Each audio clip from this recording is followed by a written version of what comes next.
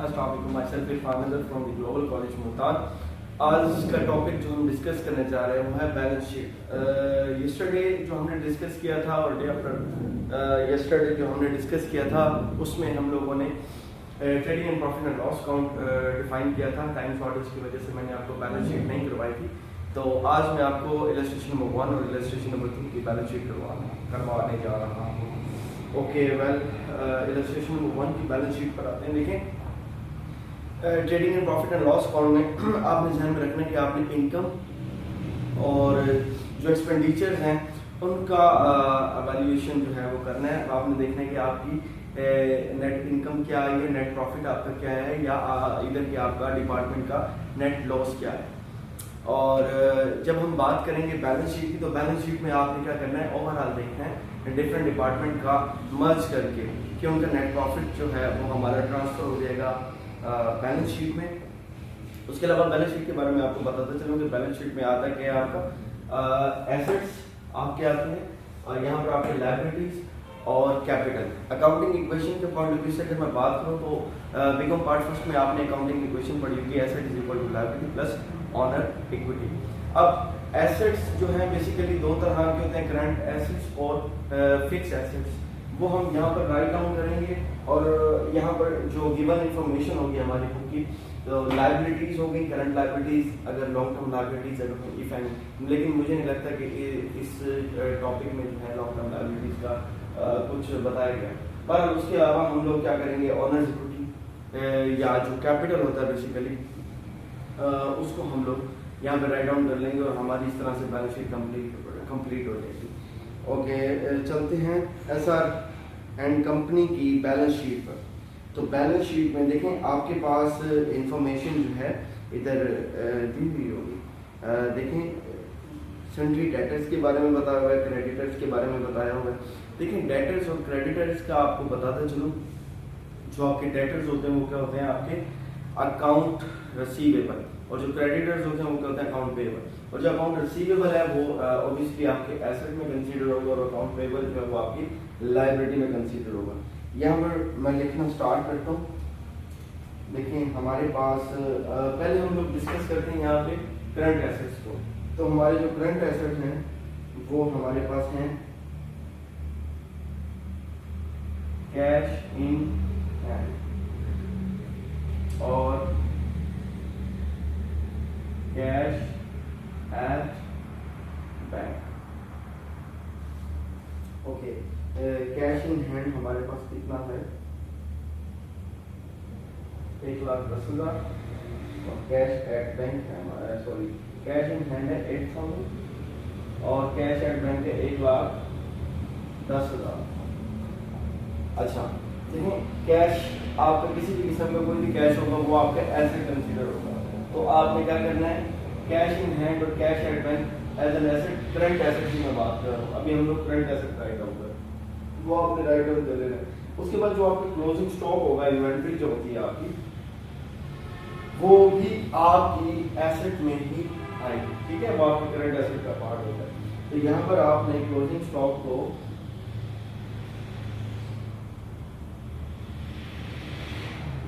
अच्छा, अब यहाँ पर एक और चीज़ बताता चलो। क्लोजिंग स्टॉक जो है आपके पास दोनों डिपार्टमेंट के, डिपार्टमेंट ए और डिपार्टमेंट बी। तो आपने करना क्या है, यहाँ पर मैं आसानी के लिए आपके क्या करूँ, closing stock of department A 26,000, closing stock और स्टॉक ऑफ डिपार्टमेंट बी 24,000। उनको जब आप जमा करेंगे तो ये आपके पास टोटल जो है वो 50,000 बन जाएगा। तो ये बेसिकली आपका क्या है, क्लोजिंग स्टॉक या इन्वेंट्री जो है आपकी करंट एसेट का पार्ट होती है, ये भी आपकी इसमें ही आ जाएगी।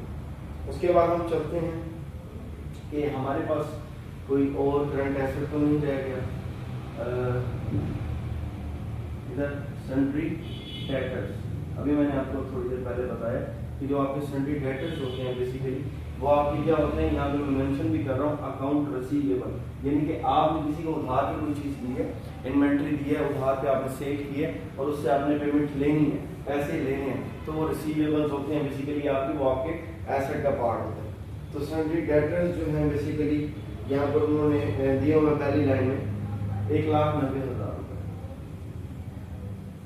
तो 1,90,000 रुपये आपके सेंट्री डेटर्स जो हैं वो मैंने राइट डाउन कर दिया। उसके बाद हम लोग यहाँ पर स्टार्ट करंट एसेट अब हमारे कंप्लीट हो गए। अब उसके बाद हम स्टार्ट करेंगे अपने फिक्स एसेट्स। फिक्स एसेट्स में हमारे पास लीज होल्ड है,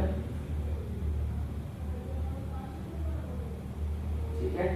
उसके बाद हमारे पास बिल्डिंग है, उसके बाद हमारे पास प्लांट एंड मशीनरी है,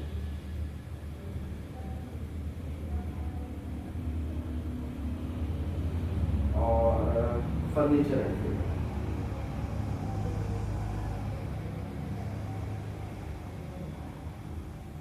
देखिए इनकी कॉस्ट आपको बताई गई होगी इस सवाल में। आपने करना क्या, लीज होल्ड की जो कॉस्ट है बेसिकली उसमें से आपने जो उसकी अमाउंट राइट ऑफ की गई है या डेप्रिसिएट की गई है या उसकी अमाउंट में से जो कॉस्ट लेस की गई है। अब देखें 80,000 लीज होल्ड की एक्चुअली कॉस्ट थी। अब उसमें से 8,000 जो है उन्होंने क्या कर दिया, राइट ऑफ कर दिया। यहाँ पर देखेंगे राइट ऑफ, लीज होल्ड पे राइट ऑफ कर दिया बेसिकली। तो आपके पास जो रिमेनिंग अमाउंट बचेगी लीज होल्ड की वो कितनी है, 72,000। इसी तरह से बिल्डिंग की अगर हम बात करें, ये देखें ये लिखने का मतलब ये है कि आपको ये पता चल जाए कि आपने 80,000 में से 8,000 लेस किया है। लीज होल्ड की जो कॉस्ट थी एक्चुअली 80,000 थी, उसमें से आपने 8,000 लेस किया है, उसको राइट ऑफ किया है। उसकी यूसेज के बाद उसकी जो वैल्यू है उसमें कमी आई है। तो अब आपके पास एक्चुअल कॉस्ट जो है ये रेंट पर स्टार्ट में आपके पास 80,000 थी, यानी कि अगर हम बात करें जनवरी 1 2000 की, तो 2000 की जनवरी में जो आपके पास लीज होल्ड की कॉस्ट थी वो थी 80,000। लेकिन चूंकि पूरा साल उसको इस्तेमाल करने के बाद उसकी 8,000 हमने जो है वैल्यू राइट ऑफ की है। तो बाकी जो उसकी एक्चुअल कॉस्ट बची है ये रेंट पर वो क्या है, 72,000। इसी तरह से बिल्डिंग की बात करते हैं तो उन्होंने इसकी परसेंटेज भी साथ साथ बताई थी और हमने डेप्रिसिएशन के जो एक्सपेंस है वो वहाँ से trading and profit and loss account में डिडक्ट किए थे, वो आप दे सकते हैं। तो हम लोगों को ये निकालना नहीं पड़ा, इसका तो एज इट इज दिया हुआ। बाकी जो डेप्रिसिएशन की जो वर्किंग थी ऑलरेडी मैं कर चुका हूँ आपके प्रीवियस लेक्चर में, वो आपने देख लेना है और वहाँ से भी आप कंसर्न कर सकते हैं अपने trading and profit and loss account से। सो बिल्डिंग की तरफ आते हैं। बिल्डिंग की जो वैल्यू है वो कितनी है, 1,20,000। अच्छा, आप इसको वर्किंग नोट सेपरेटली भी कर सकते हैं, ठीक है। यहाँ पर मेरा करने का मकसद ये है कि ताकि आपको क्लियरली पता चल जाए कि हम लोग कर क्या रहे हैं। 1,20,000 क्या है बिल्डिंग की कॉस्ट है, उसमें से हमने जब 2% डिडक्ट किया है तो ये कितना आता है, 1,20,000 में से 2% डिडक्ट किया तो 2,400 हमारी जो है डेप्रिसिएशन हुई है। इसको यहाँ पे लिख लें डेप्रिसिएशन, ठीक है। यहाँ पे लेस करके डेप्रिसिएशन मेंशन कर देंगे। जो बाकी अमाउंट होगी हमारे पास रिमेनिंग अमाउंट देखते हैं कितनी होगी, 1,17,600 ये अमाउंट हमारे पास बचती है। तो ये बेसिकली क्या है, हमारे पास बिल्डिंग की cost at the year end of 2000 बची है। इसी तरह से प्लांट एंड मशीनरी की मैं यहाँ पर चल वर्किंग कर लेता हूँ, वर्किंग नोट, ठीक है। Plant and machinery short form में लिखा हूँ।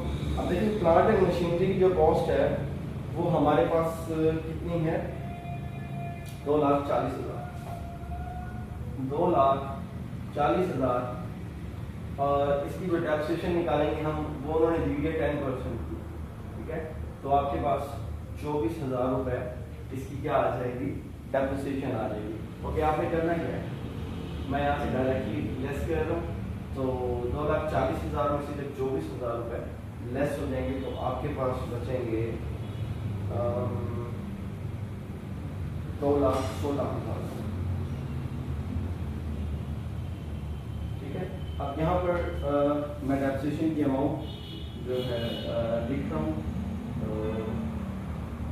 लेस डेप्रिसिएशन, यहाँ पर 2,40,000 और यहाँ पर मैं लिखूँगा 24,000 लेस करके हमारे पास जो अमाउंट बचती है वो बचती है 2,16,000 रुपये।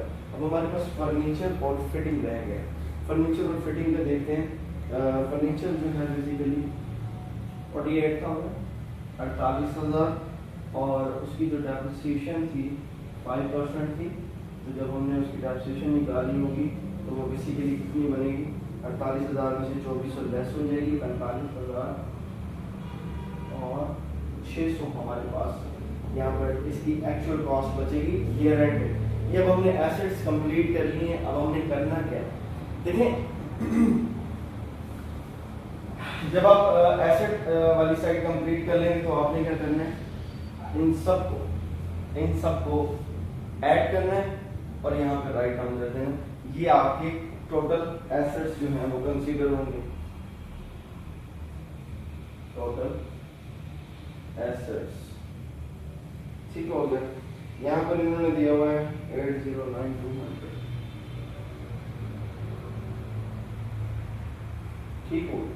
अच्छा सर, और एक और बात बताते चलो, आपकी जो बैलेंस शीट है उसको मेक श्योर करने के लिए कि आपने ठीक किया है या गलत किया है, आपकी liability side will be equal to your asset side.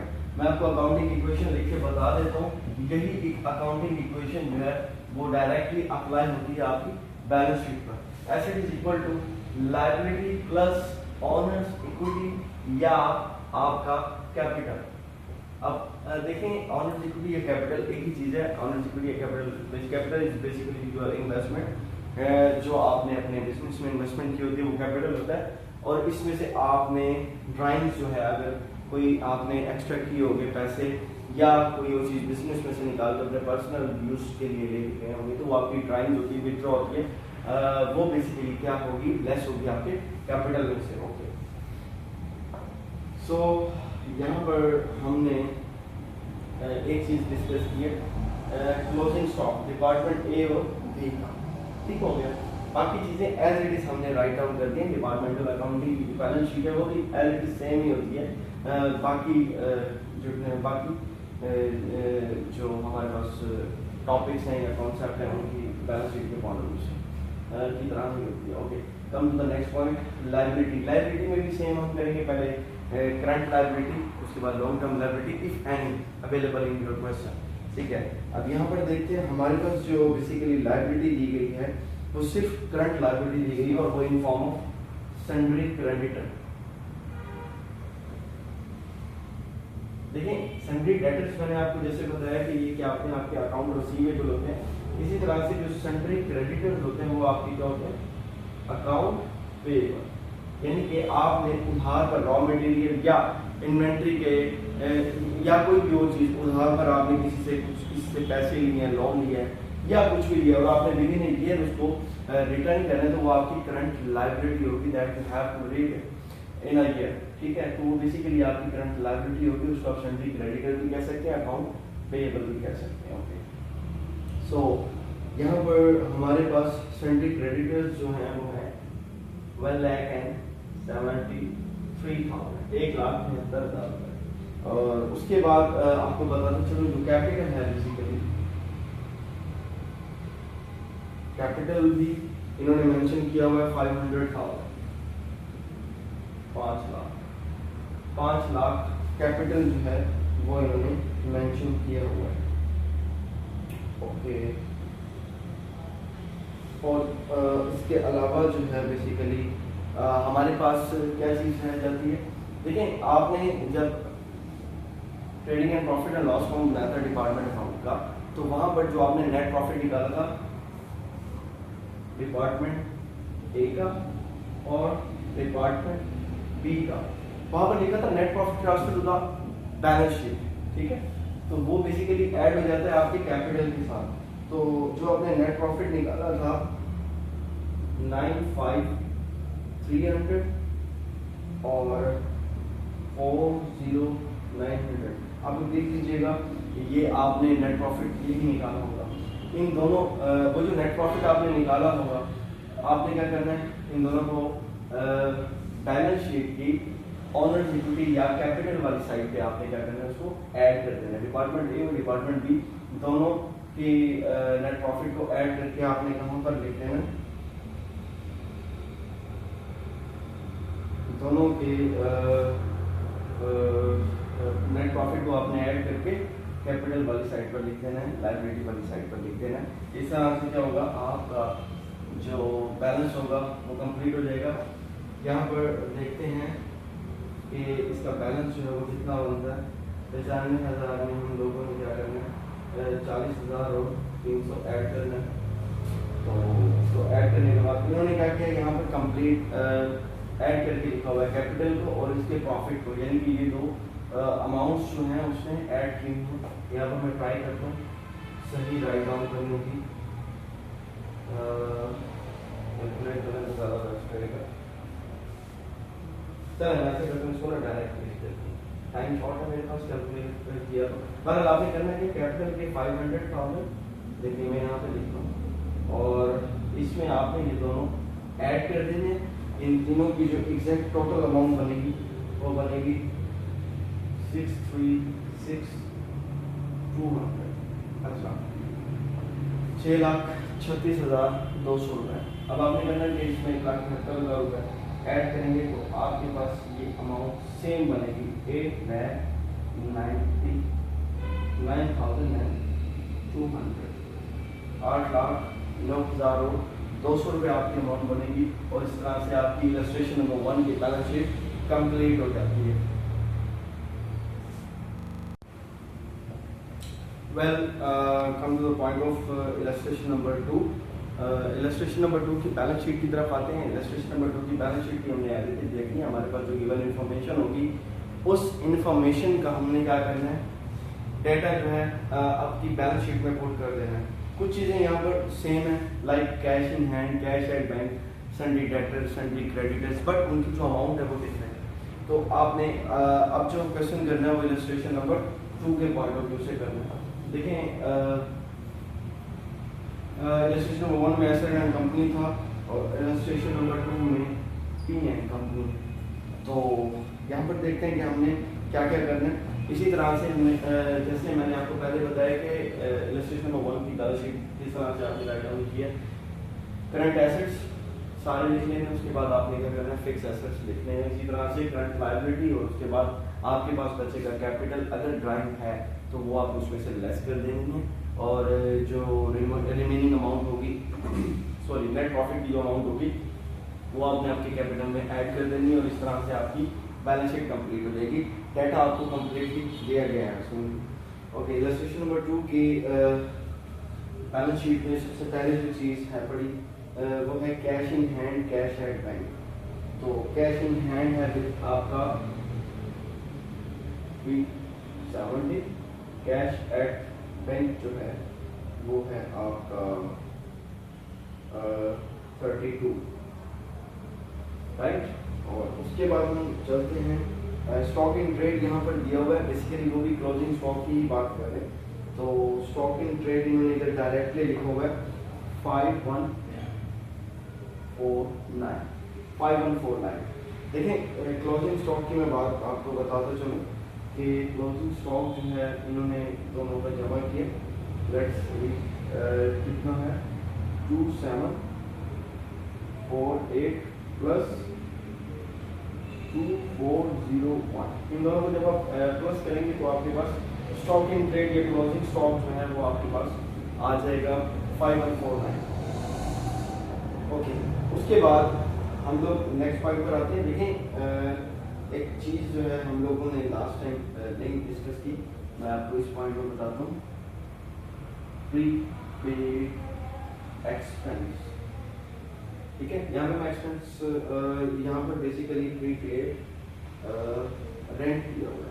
कोई भी एक्सपेंस होगा प्रीपेड के पॉइंट ऑफ व्यू से, तो आपने क्या करना है, पहले से अदाशुदा अखराजात वो भी आपके एक्सपेंस में कंसीडर होंगे। वो किस तरह से, जब आप सेल फोन में लोड डलवाते हैं आपने उसका इस्तेमाल जब तक नहीं किया होता तब तक वो क्या होता है आपका एज एन एसेट कंसीडर होता है। इसी तरह से अगर आपने कोई भी खर्च अभी एक्सपेंस उसका बेनिफिट नहीं लिया, एक्सपेंस अभी आपने नहीं किया और आपने उसके पैसे अदा कर दिए, पेमेंट कर दी है, तो जब तक आप उसके एक्सपेंस नहीं करते तब तक वो आपका एसेट कंसीडर होगा। इसी तरह से प्रीपेड रेंट जो है, पहले से अदाशुदा जो आपका कराया है, रेंट है, वो भी आपका एसेट कंसीडर होगा। देखते हैं कि वो कितना है प्रीपेड रेंट यहाँ पर उन्होंने बताया हुआ है हमें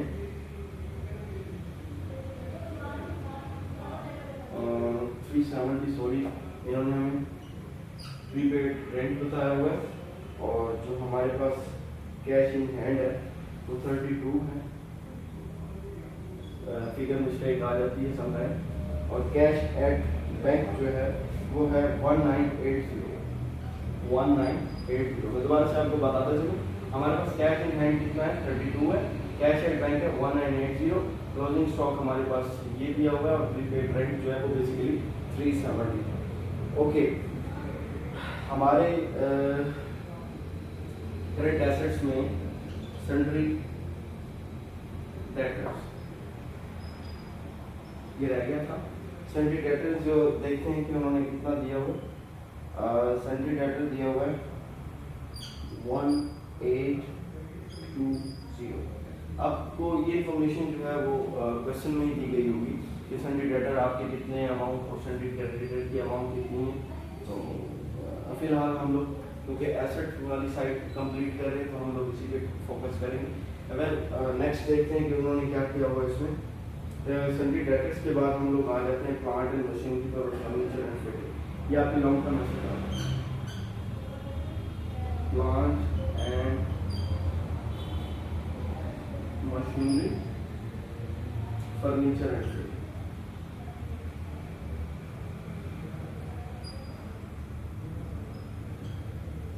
ओके, अब आपके पास प्लांट एंड मशीनरी और फर्नीचर और फिटिंग आपने राइट डाउन कर लिया।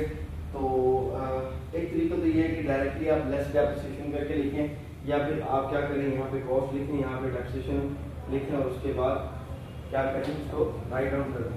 सर दोबारा से रिकॉल भी करवा दिया मैंने, लेकिन ये है कि डेप्रिसिएशन लिखने को ज़्यादा बेहतर है। तो यहाँ पे आपने इसकी डेप्रिसिएशन लिख लेंगे, कॉस्ट यहाँ पे कॉस्ट, यहाँ पे डेप्रिसिएशन, इसी तरह से फर्नीचर एंड फिटिंग।